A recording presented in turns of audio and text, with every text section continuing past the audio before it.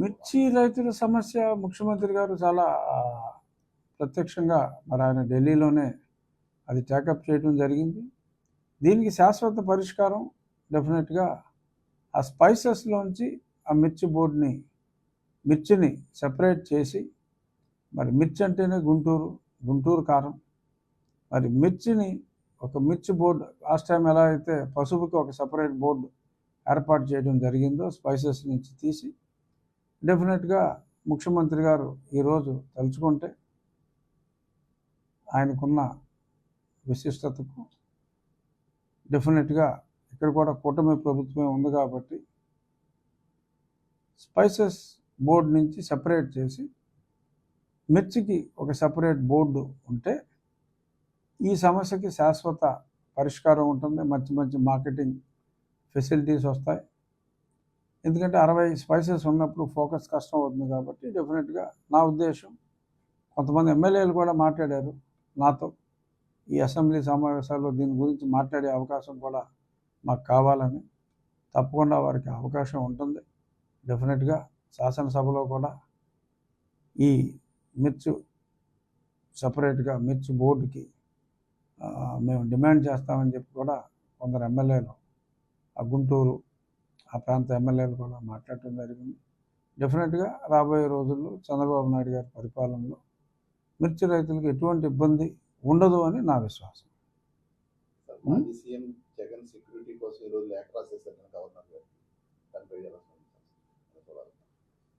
అంటే అసలు election code ఉన్నప్పుడు జగన్మోహన్ రెడ్డి గారు వెళ్లకుండా ఉండాల్సింది. అనుమతి కూడా ఇవ్వలేదు నాకు తెలిసిన ప్రకారం. అనుమతి లేని చోటకి మరి వెళ్ళినప్పుడు ఆయనకున్న పర్సనల్ సెక్యూరిటీ ఆయనకున్నారు. మిర్చి యార్డ్లో సెక్యూరిటీ పెట్టలేదనేది అభియోగం. ఆయన మిర్చి యార్డ్కే వెళ్ళకూడదు అనుకున్నప్పుడు మిర్చి యార్డ్లో సెక్యూరిటీ ఎందుకు పెడతారు? ఈయనకే లెక్కలేనంతమంది సెక్యూరిటీ ఉన్నారు ఆల్రెడీ. ఆయనకున్న సెక్యూరిటీయే ఎక్కువ. సో కాబట్టి ఇంకా సెక్యూరిటీ ఇవ్వలేదు అని బాధపడటం అర్ధరహితం. ఎందుకంటే వాళ్ళ తెలుగు భాష మాతృభాష దినోత్సవం కాబట్టి ఎక్కడ పరభాష పదాలు రాకుండా చూసుకుంటున్నాను. వారి ప్రతిపాదన, గవర్నర్ గారికి వారు ఇచ్చిన ప్రతిపాదన అర్ధరహితము అంటే అర్థము లేనిది అని, రహితము అంటే లేనిది అని, అర్థము లేని ప్రతిపాదన ఒకటి గవర్నర్ గారికి ఇచ్చారు. ఇంట్లో కూర్చోవలసి వచ్చినప్పుడు పబ్లిక్లో తిరగకుండా కూర్చోవాలి. ఆయన సెక్యూరిటీ ఆయనకు ఉంది కాబట్టి దానికి సంతోషించాలి. అలవిగాని చోట అధికుల మనరాదు అని ఒక తెలుగు సామెతని మరి ఆ డిమాండ్ చేసిన ఆ వ్యక్తులు గుర్తుంచుకోవాలి. ఒక శాసనసభ్యుడిగా జగన్మోహన్ రెడ్డి గారిని నేను గౌరవిస్తాను. కానీ మరి ఆయన ఎలక్షన్ కోడ్ ఉన్నప్పుడు అక్కడికి వెళ్ళటానికి వీలు లేదు, పర్మిషన్ ఇవ్వనప్పుడు ఆయన చట్టాన్ని గౌరవిస్తారని పోలీసులు భావిస్తారు తప్ప ఆయన ఇలా చట్టాలను అతిక్రమించి ఎక్కడ పడితే అక్కడికి వెళ్ళిపోతారని, అక్కడికి మళ్ళీ ఈ పోలీసులందరినీ ఆయన కోసం కాపలాకి పెడతారని, ఆయనకు అంత భయం ఉన్నప్పుడు, ప్రజల్లో మమేకం అవటానికి ఆయన వెళ్ళినప్పుడు మళ్ళీ ప్రత్యేకంగా పోలీసు రక్షణ కావాలంటాం, ఆయనకు అంత సొంత రక్షణ ఉన్నప్పుడు కూడా మరి అలా మాట్లాడటం మరి ఏమని చెప్తాం? కొన్ని పదాలు మనం వాడకూడదు. మాజీ ముఖ్యమంత్రి, ఎమ్మెల్యే. సో కాబట్టి ఒక ఎమ్మెల్యేగా ఆయన గౌరవిస్తూ, ఒక మాజీ ముఖ్యమంత్రిగా కూడా ఎన్ని తప్పులు చేసినప్పటికీ ప్రజలు శిక్ష విధించేశారు కాబట్టి మాజీ ముఖ్యమంత్రిగా ఇటువంటి అసందర్భమైన అర్థం పర్థం లేని డిమాండ్లు భవిష్యత్తులో వారు చెయ్యరు అని విశ్వసిస్తూ ఇంతటితో ముగిద్దాం. Thank you.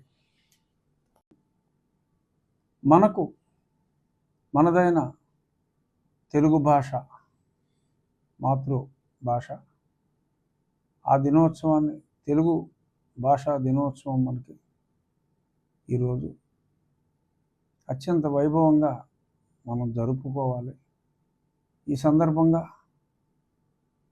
కవితలకు, తెలుగు కవిత్వానికి మరి ఆదికవి నన్నయ భట్టారకుడు గారిని మనం తలుచుకోవాలి. 2000 సంవత్సరాలు పైబడి మనుగడలో ఉన్న అత్యంత విశిష్టమైన భాష. శ్రీకృష్ణదేవరాయలు ఆయన మాతృభాష తులు అయినప్పటికీ తెలుగు భాషలోని మాధుర్యాన్ని ఆయన ఆస్వాదించిన తర్వాత దేశ భాషలందు తెలుగు లెస్స అని ఆయన కవుల్లో ఉన్న అష్ట దిగ్గజాలు కూడా అందరూ కూడా అలసాని పెద్దన్న కానీ, నంది తిమ్మన్న కానీ, అందరూ కూడా దుర్జటి కానీ, అందరూ కూడా ప్రఖ్యాతిగాంచిన తెలుగు కవులు, ఎన్నో గ్రంథాలు రచించిన మహానుభావులు. ఆ తర్వాత వ్యావహారిక భాషలో గిడుగు రామ్మూర్తి గారిని మనందరం గుర్తుంచుకోవాలి. ఎందరో మహానుభావులు తెలుగు భాషకి పట్టాభిషేకం చేసి ఈరోజు మరి ప్రపంచంలో సుమారు 15-16 కోట్ల మంది తెలుగు భాషని మాట్లాడుతున్నారు. ఇటాలియన్ ఆఫ్ ద ఈస్ట్ అని ఎందరో అన్నారు. సరే, దురదృష్టం మరి గతంలో కొందరు రాజకీయ నాయకులు మాతృభాషను కాదనుకుని పరభాష నేర్చుకోవాలి, అవసరమే. మన మనుగడలో మరి ప్రపంచమే చిన్నగా మారిపోతున్న రోజుల్లో world is becoming two small day by day.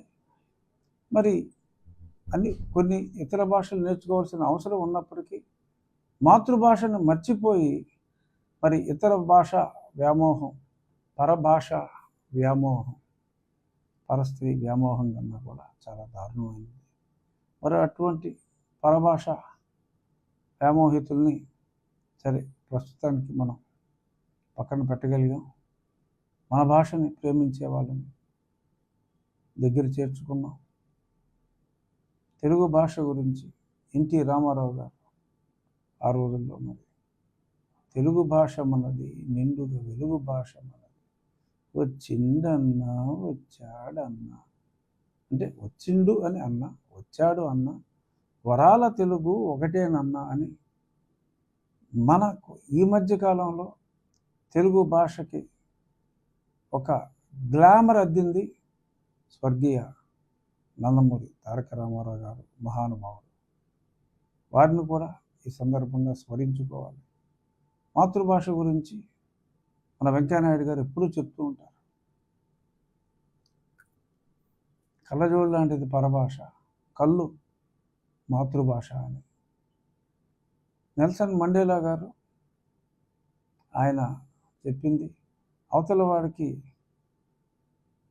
కాస్త తెలిసిన భాషలో చెప్తే అది తలకెక్కొచ్చు, కానీ అతని మాతృభాషలో మనం చెప్తే అది అతని హృదయానికి నాటుకుంటుంది అని నెల్సన్ మండేలా గారు కూడా మాతృభాష గురించి, మన తెలుగు భాష గురించి కాదు, ఎవరి మాతృభాషని, మన సంస్కృతి, మన సాంప్రదాయం, మన విలువలు అన్నీ మన మాతృభాషతో ముడిపడి ఉంటాయి.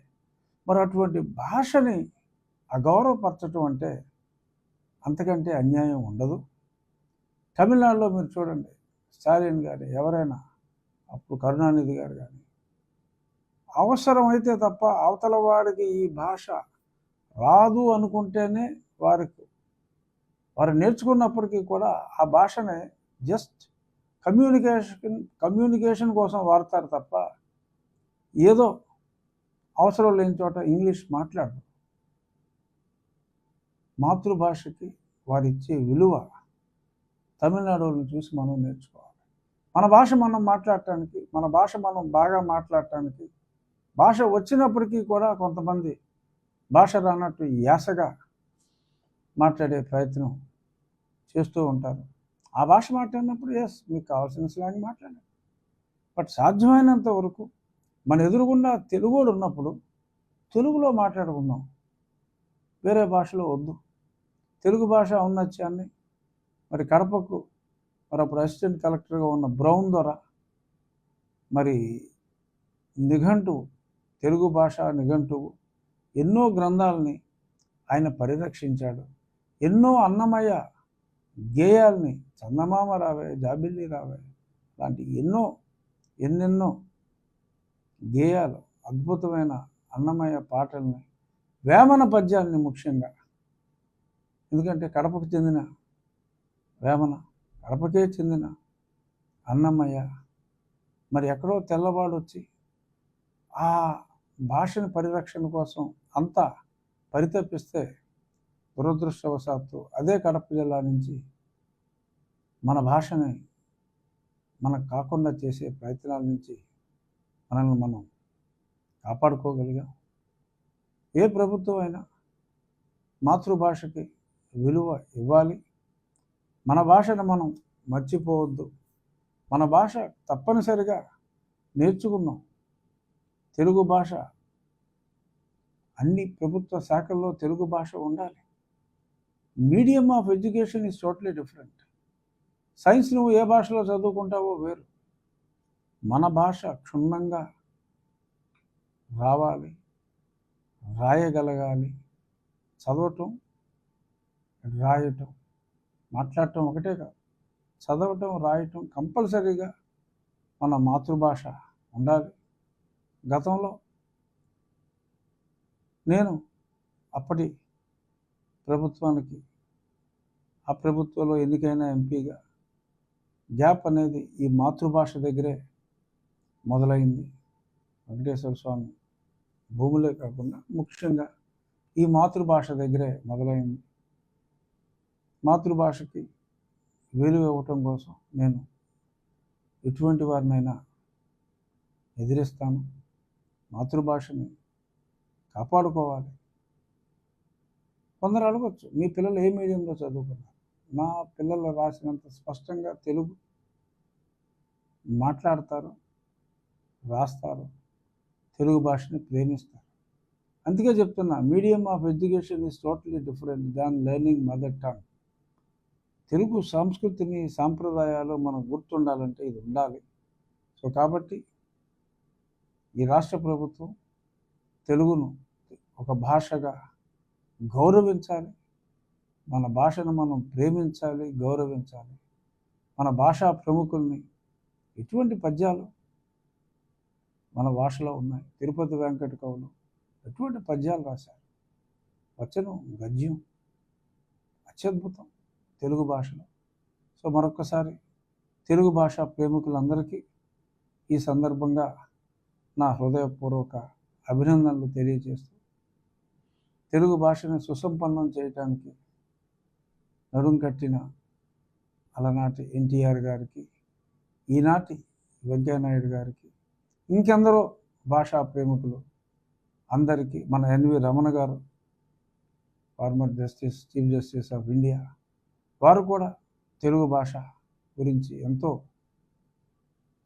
మరి కష్టపడి ఎన్నో సమావేశాల్లో పాల్గొన్నారు. అలాగే ఈనాటి మా శాసనసభ్యుల్లో మండలి బుద్ధప్రసాద్ గారు తెలుగు భాషకి వారిచ్చే గౌరవం నిజంగా మరవలేనిది. అలాగే మరి నా అభ్యర్థన, ఎమ్మెల్యేలందరూ కూడా, ఎమ్మెల్యేలనే కాదు, వారి వారి నియోజకవర్గాల్లో కంపల్సరీగా తెలుగు అనేది అధ్యయనం చేయని వారు లేకుండా ఉండాలి అని చెప్పి ఈ మంచి రోజు మనం అందరం ప్రతిజ్ఞ చేద్దాం. తెలుగు భాషను ప్రేమించే వాళ్ళనే మనం ప్రేమిద్దాం. పరాయి భాషని ద్వేషించమంటున్నా. మన భాష కన్నా పరాయి భాష అని ప్రేమించే వాళ్ళని మార్చుదాం, వాళ్ళ మైండ్ సెట్ మార్చుదాం. జై తెలుగు, జై తెలుగుదేశం. Thank you.